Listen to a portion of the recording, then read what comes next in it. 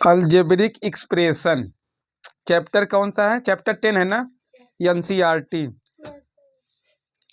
तो सबसे पहले इसमें इंट्रोडक्शन में क्या है? इंट्रोडक्शन में सबसे पहले है कि इसमें होता है कांस्टेंट और वेरिएबल, जिसको हिंदी में चर और अचर राशि कहा जाता है। तो जैसे यहाँ पे क्या होता है, मैंने इसको पहले से पढ़ा के रखा है, कांस्टेंट और वेरिएबल। तो पहले ये समझो कांस्टेंट क्या होता है और वेरिएबल क्या होता है। वेरिएबल पता है किसको क्या होता है? हाँ,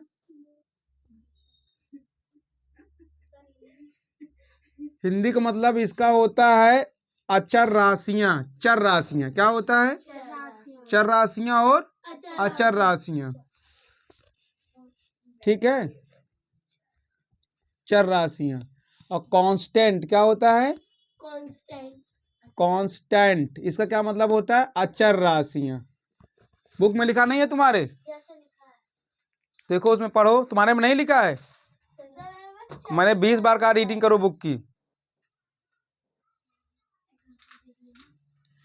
क्या होता है? चर और अचर राशियां। तो चर राशियां क्या होती हैं?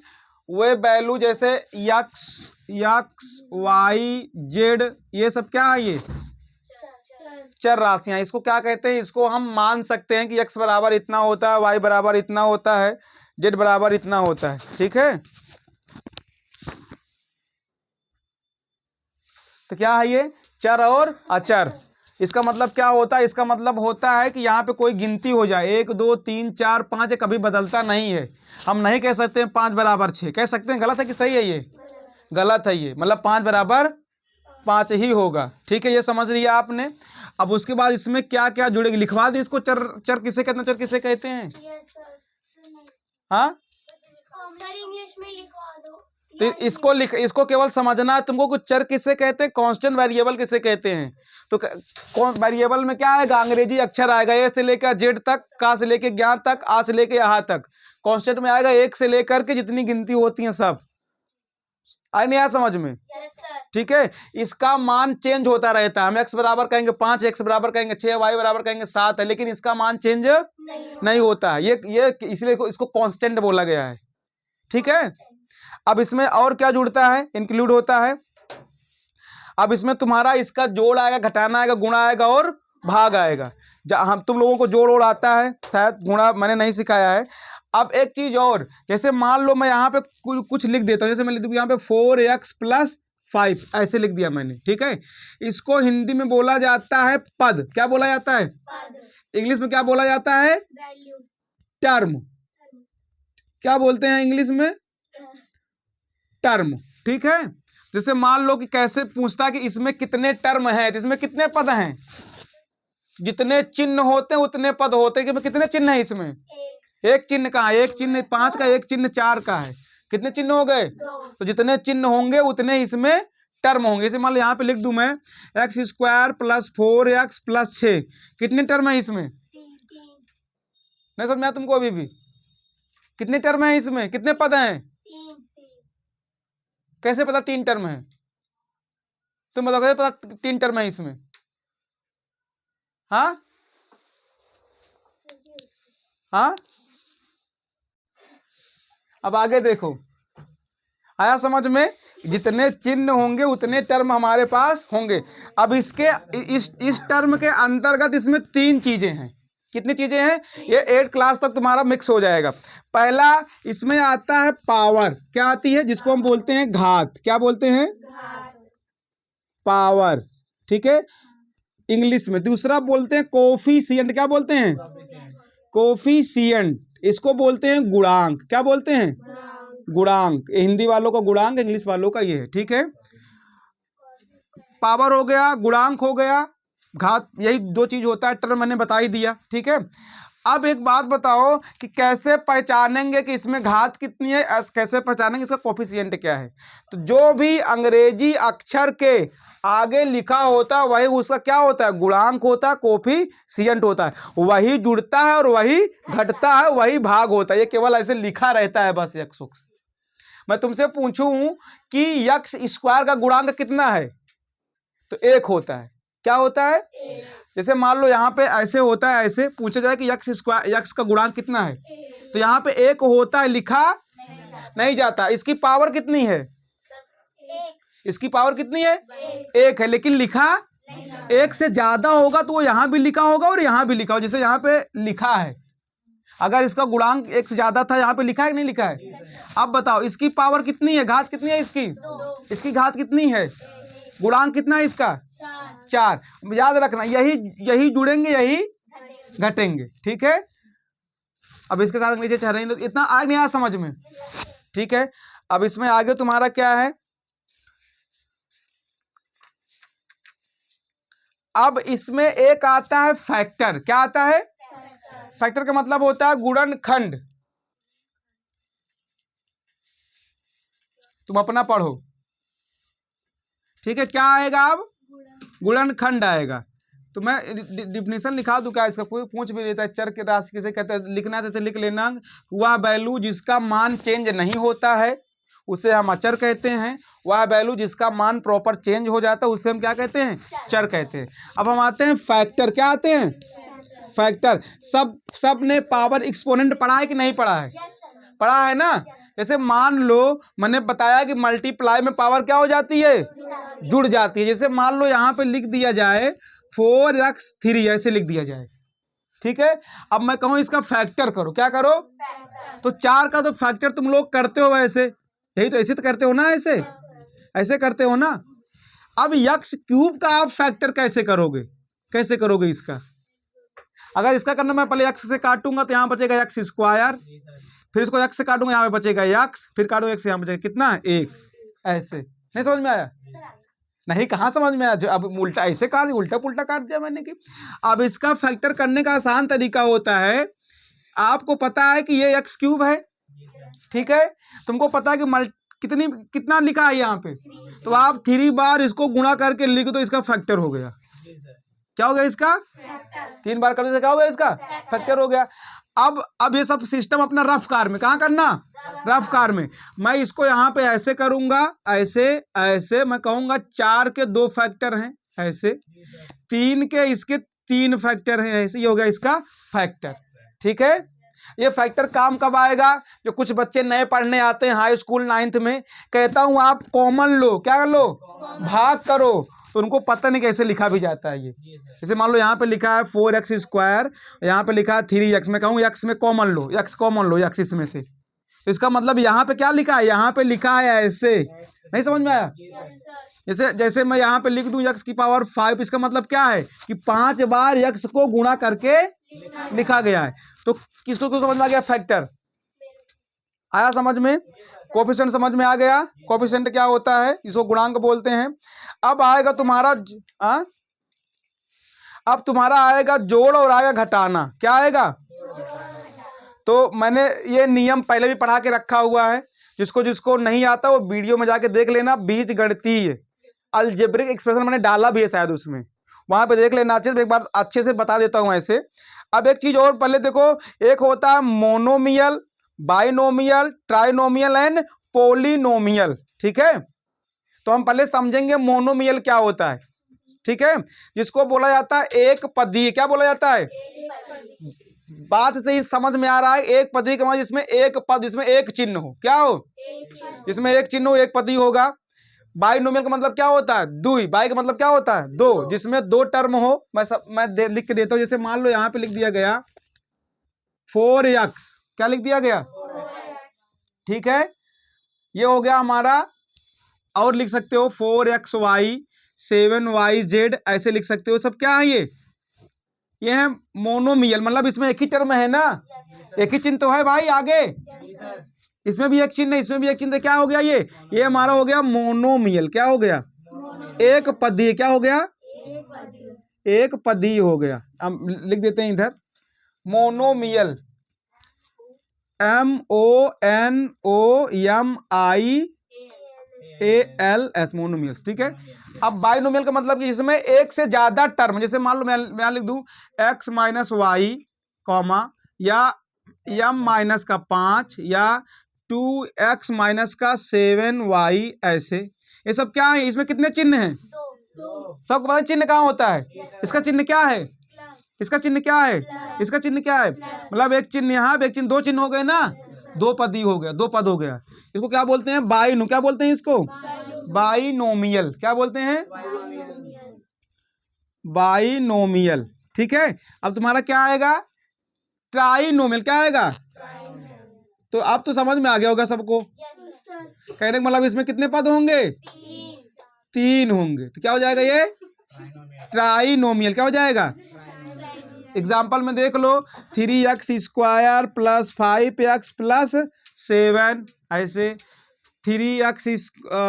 5x² माइनस 2x माइनस का 7, ये सब क्या है? ये ट्राई के 3 चिन्ह हो गया ना इसमें, एक चिन्ह, दो चिन्ह, ऐसे। ठीक है, 7 में से समझना, आगे और अच्छे समझोगे। अब आता है तुम्हारा पॉलिनोमियल, जो कि 9 से स्टार्ट हो जाता है। इसका मतलब क्या होता है? इसमें मतलब कि 3 से ज्यादा टर्म हो जाए। क्या हो जाए? 3 से ज्यादा टर्म। जैसे यहां पे लिख दूं मैं 4x³, ऐसे पॉलिनोमियल। पॉलिनोमियल, ठीक है, समझ लेना अपना। 4x³ plus 7x² minus 3x plus का 8, ऐसे। ये क्या है? ये मतलब एक से ज्यादा टर्म हो गया। अब क्या हो जाएगा? ये पॉलिनोमियल हो जाएगा। ठीक है, तो किसको किसको समझ में आया? आ गया। ठीक है, तो अगर मैं तुमसे कभी भी पूछूंगा हिंदी में क्या बोलते हैं इसको? बहुपद। क्या बोलते हैं? बहुपद। इसको बोलते हैं त्रिपद। क्या बोलते हैं? ठीक है, अब हम आगे आते हैं सवाल पे। किस पे आते हैं? सवाल में कह रहा है 10.1। ठीक है, सवाल में क्या कह रहा है? सवाल में कह रहा है कि get the algebraic expression in the following cases using variable constant and arithmetic operation. ठीक है, तो आपको इसमें क्या करना है कि जो अर्थमेटिक इसका रूल होता है, घटाओ जोड़ो, उसके कोडिंग करना है। पहले सवाल में कह रहा है कि subtract of Z from Y. कह रहा है कि आप जेड को वाई से घटाओ। क्या कह रहा है? जेड को आप किससे घटाओ? चाहे ऐसे कर दो, जेड को वाई से घटाओ या वाई से जेड घटाओ। तो कैसे लिखोगे इसको? हाँ, मिटाऊ ना भी।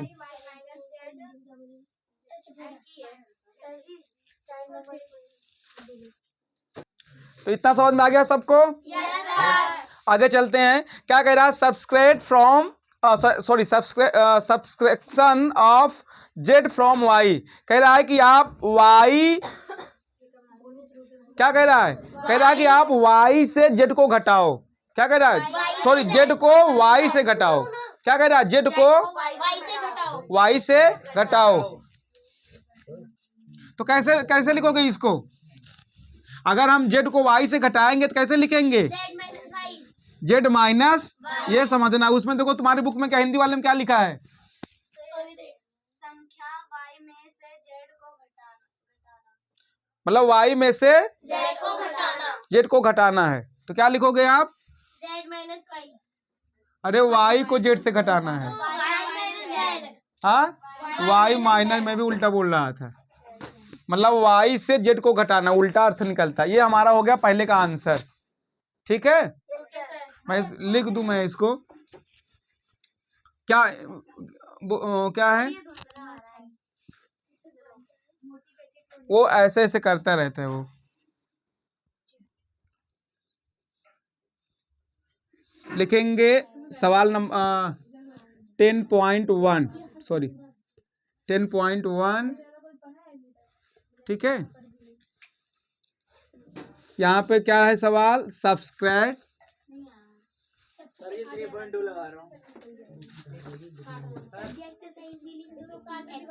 Subtraction of Z from Y. ठीक है,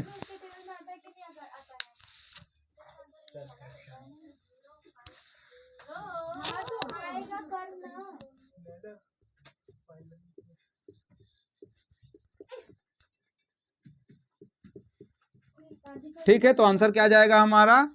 y में से z को घटाओ। हमारा आ जाएगा वाई माइनस का जेड आंसर हो गया। ठीक है, यस सर। पहले का 1 है ये। फिर क्या कह रहा है, कह रहा 1/2 of the sum of numbers x and y। इसका मतलब क्या होता है, संख्याओं x और y के योग का आधा। क्या कह रहा है, आधा। कह रहा है कि x और y का आप जोड़ो और उसके बाद उसको क्या कर दो, आधा कर दो। तो ये हो गया। हम इसको मिटा देते हैं। नेक्स्ट सवाल, इसी में ज़्यादा टाइम लगेगा सवाल लिखने में। 1/2 ऑफ द सम, तुम लोग बोलो तो मैं पर लिख दूं। 1/2 of the sum, of the sum x and y। नहीं नंबर लिखा है, number x and y, numbers x and हाँ, number x and y sir. x and y। ठीक है, इसका हिंदी मतलब क्या होगा पता है, संख्या x और y के योग का आधा। ठीक है, तो इसका आंसर क्या होगा, हम पहले क्या करेंगे, x, हमने x प्लस वाई कर दिया। किसको किसको समझ में नहीं आ रहा है, x प्लस वाई इसका आधा ऐसे, लेकिन बुक में ऐसे लिखा रहता है। कैसे, ऐसे 1/2 ब्रैकेट में x प्लस वाई ऐसे। ठीक है, नेक्स्ट क्या कहता है, कहता है the number z multiplied by it self.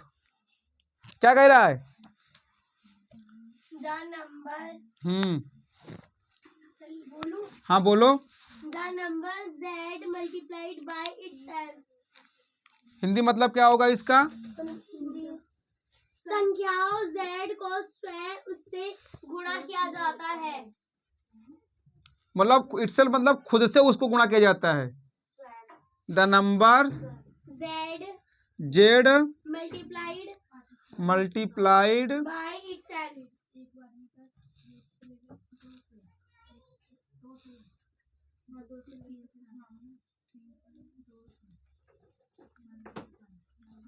Itself, Hindi मतलब क्या है इसका, संख्या z को स्वयं उससे गुणा स्वयं नहीं, स्वयं, संख्या z को स्वयं,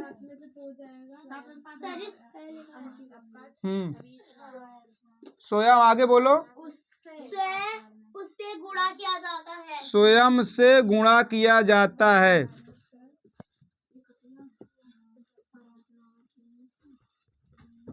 ठीक है, इसका मतलब क्या हुआ, इसका मतलब हुआ कि z इंटू जेड कितना आंसर आया, कौन बताएगा, जेड कितना आंसर आएगा, वेरी गुड, क्या आएगा, जेड स्क्वायर। ठीक है, नेक्स्ट क्या है, सवाल पढ़ो। 1/4 का मतलब पता ना क्या होता है, 1/4, 1/4। ठीक है, बोलो क्या कह रहा है, 1/4 of the product of number p and q।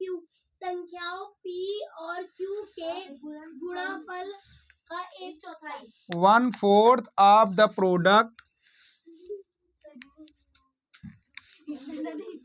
1/4 of the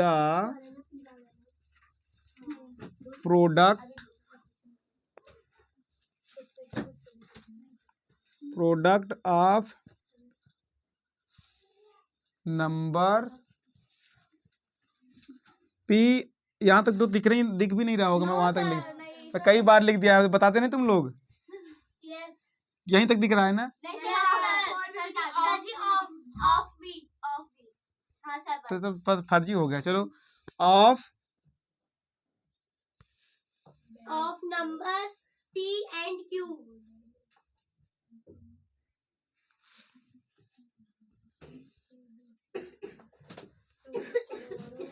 p and q। ठीक है, यस सर।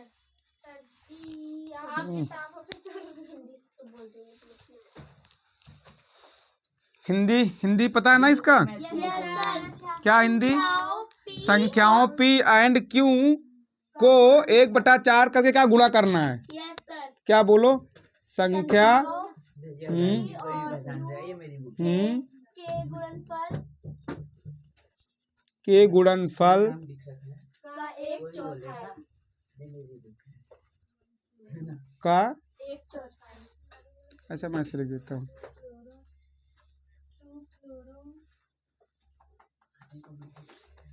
ठीक है। Yes sir. तो इसको कैसे करेंगे पता है सबको? मैं कहता हूँ मैं इनको गुणा करूंगा, कैसे? पहले लिखूंगा 1/4 और यहाँ पे ऐसे मल्टीप्लाई कर दो P एंड Q, ऐसे। इसको आप सीधा लिख सकते हो P/Q/4 ऐसे, या मतलब P/Q/4 ये हो गया तुम्हारा, ठीक है। Yes sir. नहीं आएगा। क्या कह रहा है? दोनों संख्याओं x और y के वर्गों को जोड़ा जाता है। Number x and y both square and added. कहने का मतलब है कि आप पहले इसका स्क्वायर कर लो अकॉर्डिंग टू क्वेश्चन,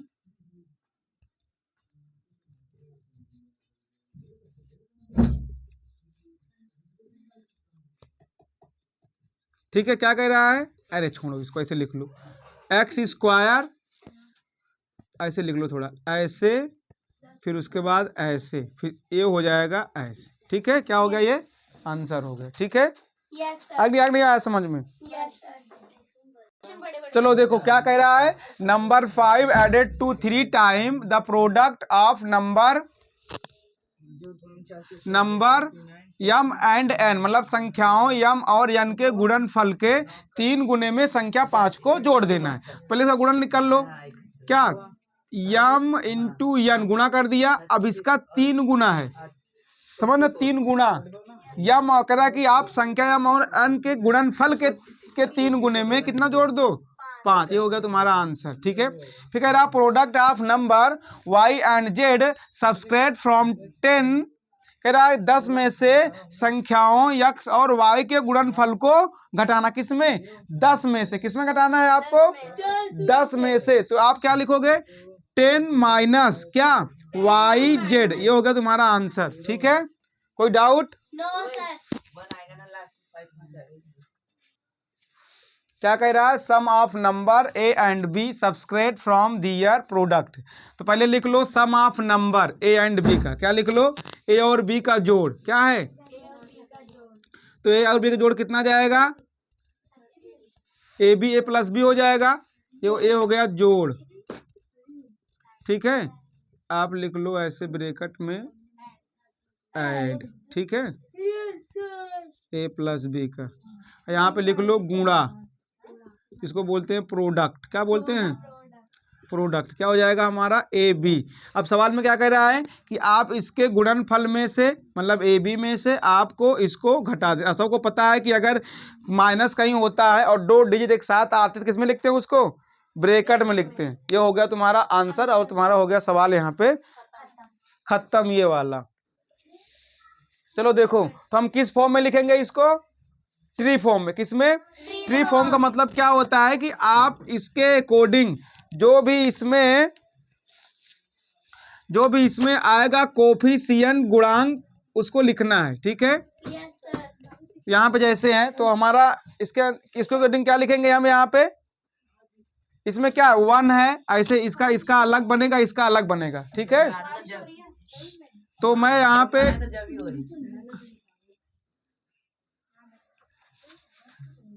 देखो इधर, पहले मैं इसको ऐसे कर लेता, यहाँ पे लेता हूँ यस, यहाँ पे माइनस का 3, ठीक है। यक्स का जो फॉर्म बनेगा यहाँ पे 1 है, इसके बगल में यहाँ पे यक्स है, ये 3 फॉर्म बन गया। और उसके बाद तुम्हारा इसमें -1 भी है, याद रखना। यहाँ पे क्या है? मैं अलग सिंबल से लिखता हूँ, है ना -1। गुणा करने पर वही आएगा। यहाँ पे -1 है और यहाँ पे 3 है, ठीक है। ये हमारा टी फॉर्म सेट हो गया। ये हो गया हमारा ए वाले का। अब हम आते हैं बी वाले पे। 1 + x + x²। मैं ऐसे फॉर्म बनाता हूँ, ये सिंबल देता हूँ 1 2